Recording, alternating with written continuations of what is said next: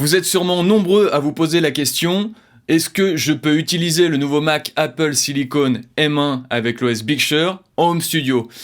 Pour ma part, je viens de recevoir le nouveau MacBook Pro M1 et j'ai dû effectuer quelques tests pour mon activité, voir comment ça fonctionnait. Je vous en parle juste après ça.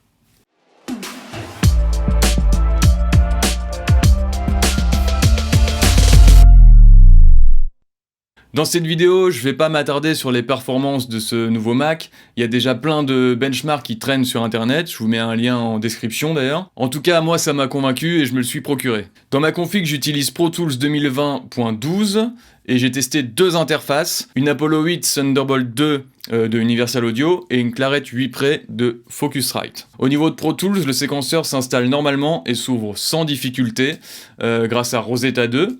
Donc à ce niveau-là, rien à signaler de particulier. Peut-être qu'il y aura quelques bugs à l'utilisation pour les manipulations basiques. Aucun souci en tout cas. Ensuite, pour l'Apollo, ça a été un petit peu plus complexe. J'ai téléchargé la dernière mise à jour et lancé la procédure d'installation qui s'est déroulée sans souci. Mais attention, à la fin de l'install, il faut débloquer les paramètres de confidentialité pour accepter les applications autres que celles d'Apple. Dans mon cas, j'ai autorisé les applications d'Apple et des autres développeurs reconnus, identifiés. Le problème, c'est que je n'ai pas réussi à faire ça dans le menu sécurité et confidentialité, comme annoncé sur le site d'Universal Audio. Je vous mets le lien en description. Du coup, je vous montre comment ça s'est passé. Donc la première chose à faire, c'est de rester appuyé sur ce bouton d'allumage. Donc c'est un petit peu long. Hop. Et là, on va venir dans les options. Je vais ouvrir ma session. Alors oui, c'est possible que ça fonctionne pas. Ça, j'ai eu le problème. Donc faites bien attention au clavier que vous utilisez quand vous tapez votre mot de passe. Si par exemple, il y a un chiffre, ça peut créer des problèmes. Donc voilà, vous confirmez votre mot de passe.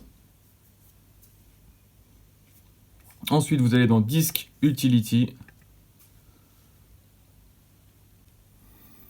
Donc vous allez dans Utilities,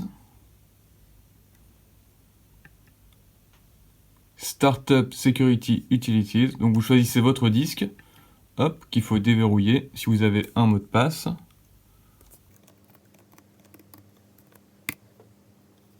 Ensuite, vous allez avoir Sécurité Policy. Et c'est là que vous devez sélectionner. Donc, vous êtes sûrement en Full Security.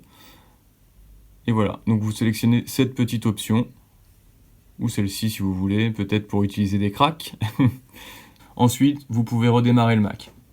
Après tout ça, pas de problème. Le software de la console UAD fonctionne. Et les plugins aussi.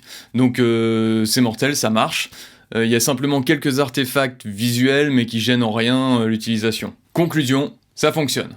Ensuite, pour la Clarette de Focusrite, ça a été moins concluant parce que j'ai tout simplement pas réussi à la faire fonctionner avec le Focusrite Control. Le Mac et le Focusrite Control ne communiquent pas avec la carte son. Donc à suivre du côté de Focusrite. Si vous avez testé d'autres cartes son, logiciels ou plugins, n'hésitez pas à en parler dans les commentaires. Et je suis très curieux de lire vos expériences. Et pour info, il y a Audiofanzine qui tient une liste des logiciels et plugins pouvant tourner sur Apple Silicon.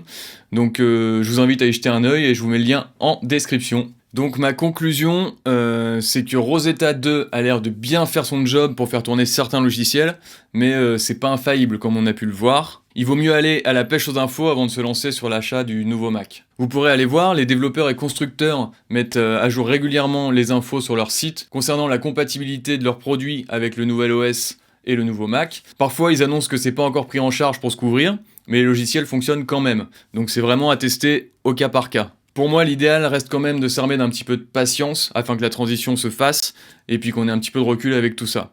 Affaire à suivre, je vous attends en commentaire et je vous dis à très bientôt. Ciao!